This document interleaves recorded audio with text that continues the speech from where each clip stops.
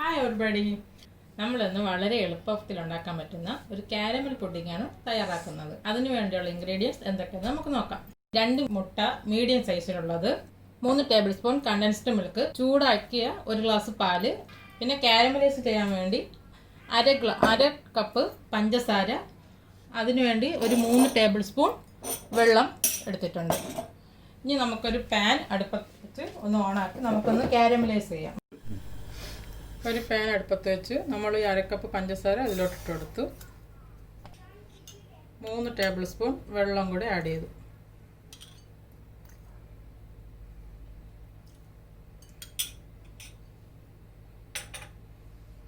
ഒരു മീഡിയം ഫ്ലെയിമിലിട്ട് നമുക്ക് ഈ പഞ്ചസാരയെ കാരമലൈസ് ചെയ്തെടുക്കാം.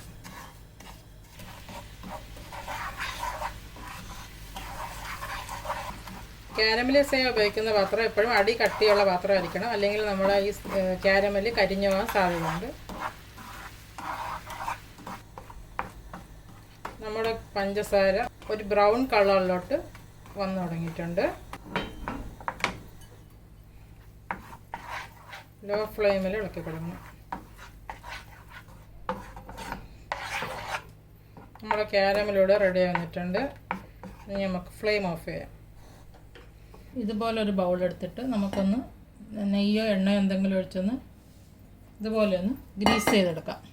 എന്നിട്ട് നമ്മുടെ കാരമൽ അതിലോട്ടൊന്ന് ഒഴിക്കാം. പുഡിങ്ങിന് ആവശ്യമായ 2 മുട്ടയാണ് ഈ ബൗളിൽ എടുത്തിട്ടുള്ളത്. അത് നമുക്ക് ഈ വിസ്ക് വെച്ചൊന്ന് മിക്സ് ചെയ്തെടുക്കാം.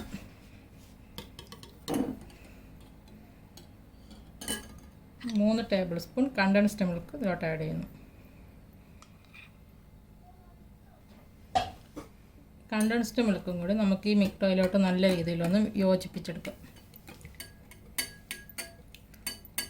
പഞ്ചസാര ചേർക്കുന്നത് പൊടിച്ച പഞ്ചസാര തന്നെ ചേർക്കണം, എന്നാലും നമ്മൾ ഈ മുട്ടയുടെ കൂടെ നല്ലോണം യോജിച്ച് വരുള്ളൂ. 1 ഗ്ലാസ് പാല് ഇതിലോട്ട് ആഡ് ചെയ്ത് കൊടുക്കുകയാണ്. അത് നമുക്ക് നല്ല രീതിയിൽ മിക്സ് ചെയ്തെടുക്കാം. നമ്മളെ പുഡിങ്ങിൻ്റെ മിക്സ്ചർ റെഡി ആയിട്ടുണ്ട്. ഇനി നമുക്കൊരു ആവി കയറ്റണ പാത്രം അല്ലെങ്കിൽ ഇഡ്ഡലി പാത്രം എടുത്ത് നമുക്ക് അടുപ്പത്തോട്ട് വയ്ക്കാം. ഒരു ഇഡ്ഡലി പാത്രം എടുത്ത് അതിൽ കുറച്ച് വെള്ളം വെച്ചിട്ട് നമുക്ക് തീ ഓൺ ചെയ്യാം. ഈ പാത്രത്തിലോട്ട് നമുക്ക് നമ്മുടെ പുഡിങ്ങിൻ്റെ മിക്സ്ചർ ഒന്ന് ഒഴിച്ച് പുഡിങ്ങിൻ്റെ മിക്സ്ചർ ഇതിലോട്ട് ഒഴിച്ചതിന് ശേഷം ഒരു ഫോയിൽ പേപ്പർ വെച്ച് ഇതിനെ നമുക്കൊന്ന് മൂടിയെടുക്കാം. ഇത് കണക്ക് ഫോയിൽ പേപ്പർ വെച്ച് മൂടിയതിന് ശേഷം നമുക്കിതൊന്ന് അടച്ച് വെച്ച് മീഡിയം ഫ്ലെയിമിൽ 10 തൊട്ട് 15 മിനിറ്റ് വരെ വേവിക്കണം. പുഡിങ് നല്ല രീതിയിൽ വെന്തിട്ടുണ്ട്. നമുക്ക് ഫ്ലെയിം ഓഫ് ചെയ്യാം. അതിനുശേഷം ഇത് നമുക്കൊന്ന് തണുക്കാൻ വേണ്ടി വയ്ക്കാം. നമ്മൾ പുഡിങ് നല്ല രീതിയിൽ ചൂടാറിയിട്ടുണ്ട്. ഇനി അതൊരു 30 മിനിറ്റ് നമുക്ക് റെഫ്രിജറേറ്റ് ചെയ്യാം. നമുക്ക് ഈ പുഡിങ് ഒരു പ്ലേറ്റിലോട്ട് മാറ്റാം.